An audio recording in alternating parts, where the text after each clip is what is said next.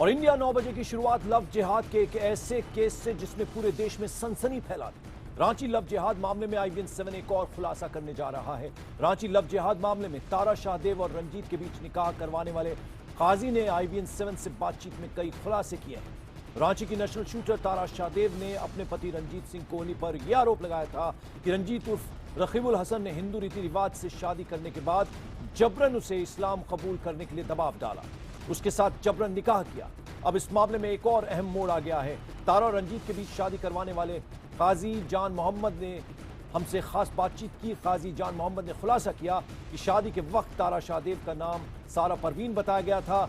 यही नहीं, काजी ने यह भी खुलासा किया कि बताया गया था कि तारा ने इस्लाम कबूल लिया है। काजी का कहना है कि उन्होंने जल्दी जल्दी निकाह तो पढ़वाया, लेकिन निकाह का कोई सर्टिफिकेट नहीं दिया, क्योंकि तारा शाहदेव उर्फ सारा परवीन की तरफ से धर्म परिवर्तन का कोई सर्टिफिकेट नहीं दिया गया था। काजी के मुताबिक निकाह के वक्त तारा शाहदेव उर्फ सारा परवीन ने बाकायदा निकाह की सारी रस्में निभाई, खुद अपनी आवाज में कबूल है कहा। काजी ने यह भी कहा कि तारा उर्फ सारा की आवाज कहीं से भी गमगीन नहीं लग रही थी। हम बता दें कि इस मामले में रंजीत उर्फ रकीबुल हसन फिलहाल जेल में है। उस पर आरोप है कि उसने अपनी पत्नी तारा शाहदेव का जबरन धर्म परिवर्तन कराने की कोशिश की और नहीं मानने पर उसके साथ मारपीट भी की। लेकिन अब IVN 7 से खास बातचीत में निकाह करवाने वाले काजी ने दावा किया है कि तारा ने निकाह की रस्में अपनी मर्जी से पूरी की और अगर वो उसी वक्त निकाह को लेकर एतराज जता देती तो निकाह न होता। ऐसे में अगर निकाह करवाने वाले काजी की बात सच मानी जाए तो लव जिहाद कहे जाने वाले इस बेहद चर्चित केस में अब खुद आरोप लगाने वाली तारा और सारा भी कटघरे में खड़ी की जा सकती है। ये पूछा जा सकता है कि अगर उससे पति का मुस्लिम होना पता चल चुका था तो वो खुद अपनी मर्जी से निकाह में शामिल क्यों हुई? काजी के सामने बाखुशी कबूल है क्यों कहा? तारा शाहदेव और रकीबुल हसन की जो निकाह हुई है वो शहर कारी जान मोहम्मद मुस्तफ़ी साहब ने पढ़ाई है। कारी जान मोहम्मद मुस्तफ़ी हमारे साथ मौजूद हैं, हम उनसे बातचीत करते हैं। कारी साहब, क्या मामला है सही? ऐसी बात है कि मैं तो काजी हूँ और मेरा ये काम है। कोई मुझे बुलाते हैं या फ़ोन करते हैं या ले जाते हैं तो मैं जाता हूँ, वहाँ जाता हूँ। मुझे फ़ोन किया गया और मैं वहाँ गया। तो मैं वहाँ जब पहुँचा तो पहुँचने के बाद कुछ लोग थे, वो बोले कि निकाह पढ़ाना है।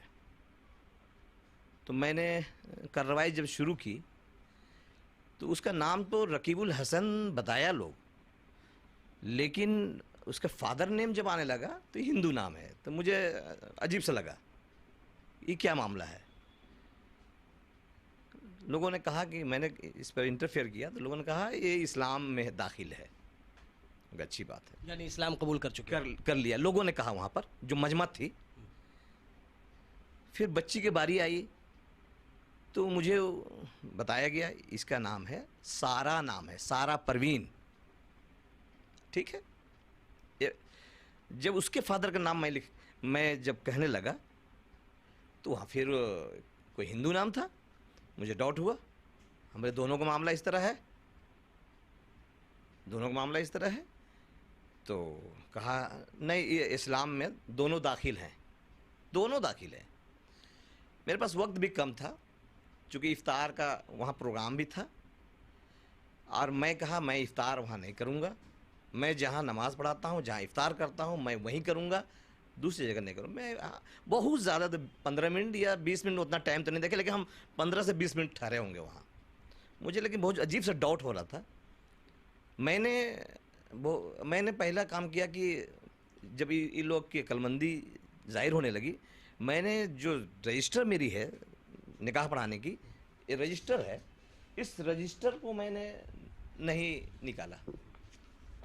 मैंने रजिस्टर को कहा कि भाई इस रजिस्टर में आप जब तक मुसलमान नहीं बनोगे, नहीं रहोगे, तुम्हारा बारे तो हो गया कि ये मुस्लिम है, लेकिन बच्ची के बारे में बोल रहे हो।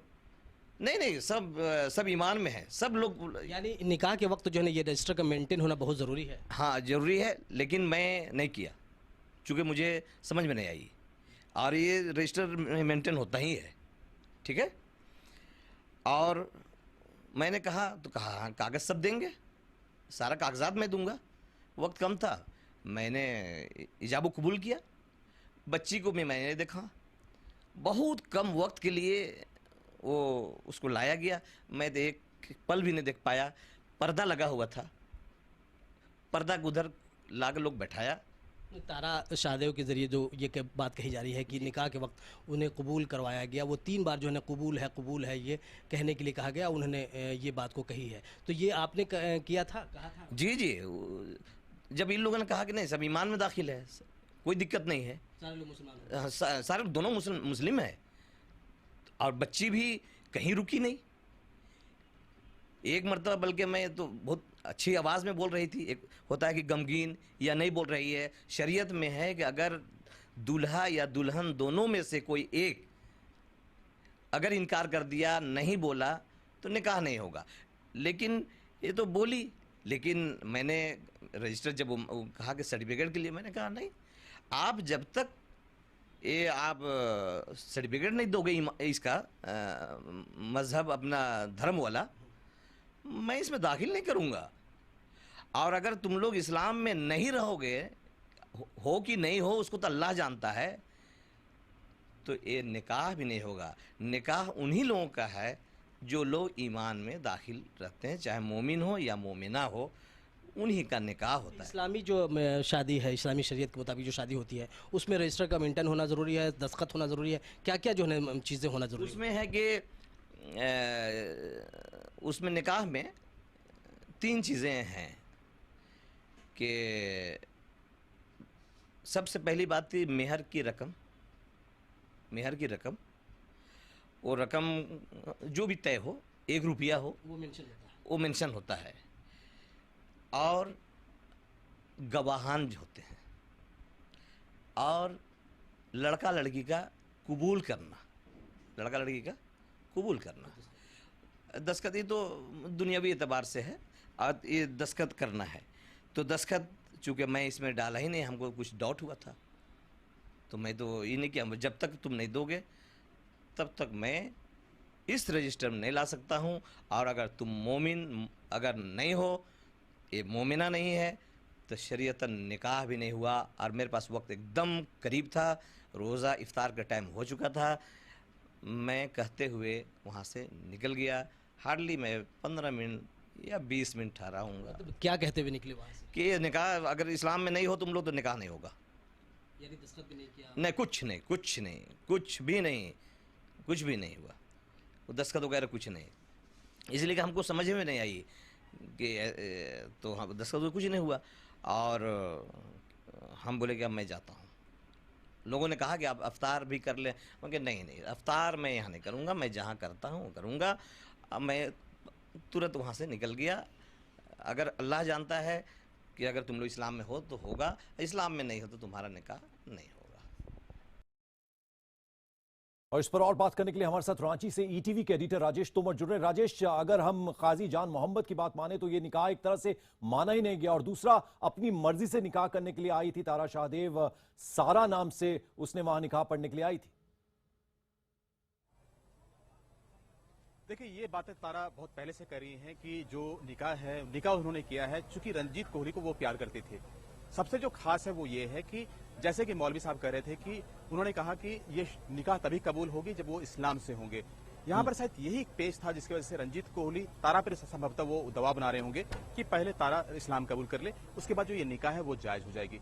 लेकिन सबसे जो खास इन सबके बीच पहलू है कि जो रंजीत कोहली है वो ये बार बार कहता रहा है कि वो रकीबुल हसन नहीं है। उसके तमाम पासपोर्ट हो, चाहे ड्राइविंग लाइसेंस हो, चाहे वो दूसरे दस्तावेज हो, वहां पर रंजीत कोहली है। लेकिन जिस तरह से पहले हाजी हुसैन अंसारी जो कि यहाँ के सूबे के मंत्री थे, उन्होंने कहा कि नहीं, उनका जो परिचय है वो रकीबुल हक के आधार पे है, ना कि रंजीत कोहली के नाम पे। दूसरा जो है ये काजी साहब है जो कि साफ कहता है कि वो रकीबुल हक हसन के कहने पे वहां बुलावे पर वहां पर पहुंचा था। कुल मिलाकर आप देखें तो एक व्यक्ति 2 तरह के कहीं ना कहीं परिचय पर जी रहा है, 2 तरह की इसकी आइडेंटिटी है।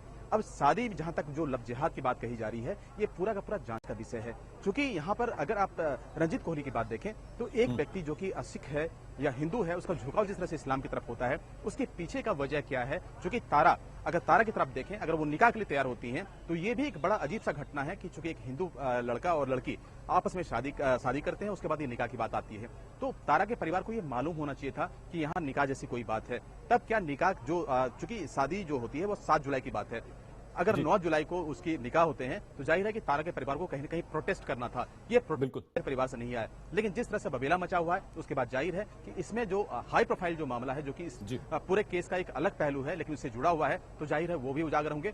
फिलहाल हम यहाँ पर मुख्यमंत्री आवास में खड़े हैं। मुख्यमंत्री जी यहाँ पर कुछ देर बाद आने वाले हैं। तारा यहाँ पहुंची हुई है। संभवतः ये कहा जा रहा है कि तारा के मामले में कोई एक बड़ा फैसला हो सकता है।